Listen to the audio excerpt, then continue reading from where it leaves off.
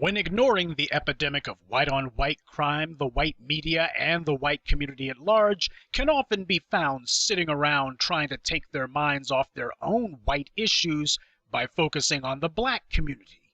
And as they fixate on this diversion, they will often blame any and all crimes committed by a black person on the music. Always the music. In the past, the white community blamed jazz, claiming that it made people smoke marijuana.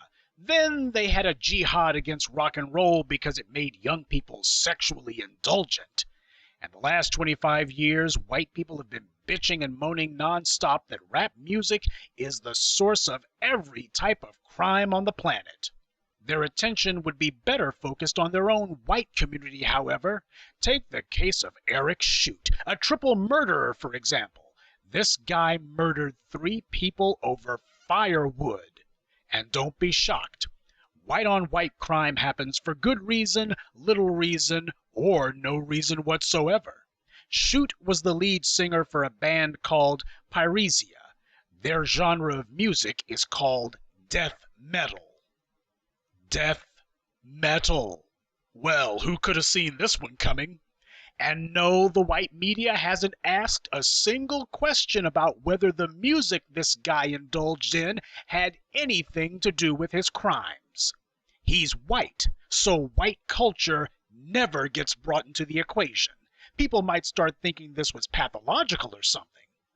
According to a since-deleted Facebook post by Shute himself, he claimed that the killings were in self-defense. Ah, the all-purpose white killer's excuse, never commit a triple homicide without it. And that the victims stole $20,000 worth of stuff for drugs. Shute declared himself a sovereign citizen. And yes, I could go in on some of the less informed among us who want black people to buy into this con, but sovereign citizens usually find themselves prisoners of the state. And isn't it interesting that these people don't start trying to declare themselves non-U.S. citizens until after they've had a bunch of brushes with the law? Now, many in the white community will try the deflection of, how are we to know that this guy would turn out to be a killer? Well, here's your first clue. In 2011, Shute was indicted by a grand jury for attacking a cop and resisting arrest.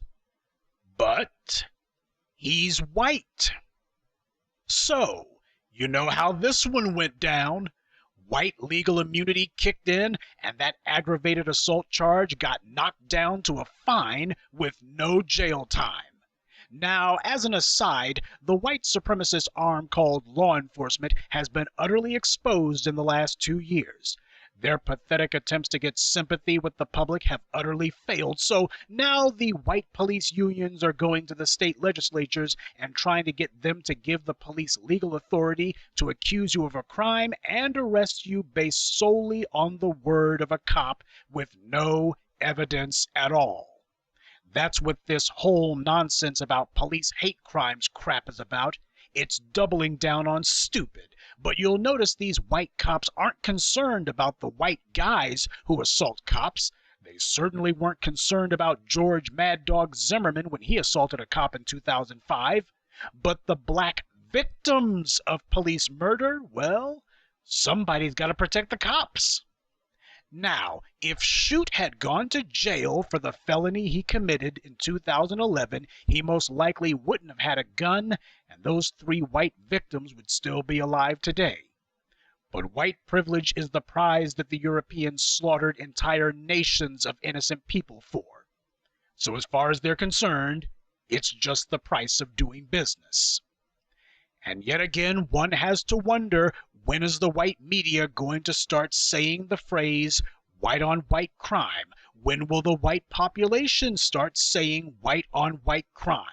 Or are they going to continue to allow the internal genocide, the self-inflicted genocide of white-on-white crime to continue unabated while they focus on the black community that doesn't even concern them in the first place?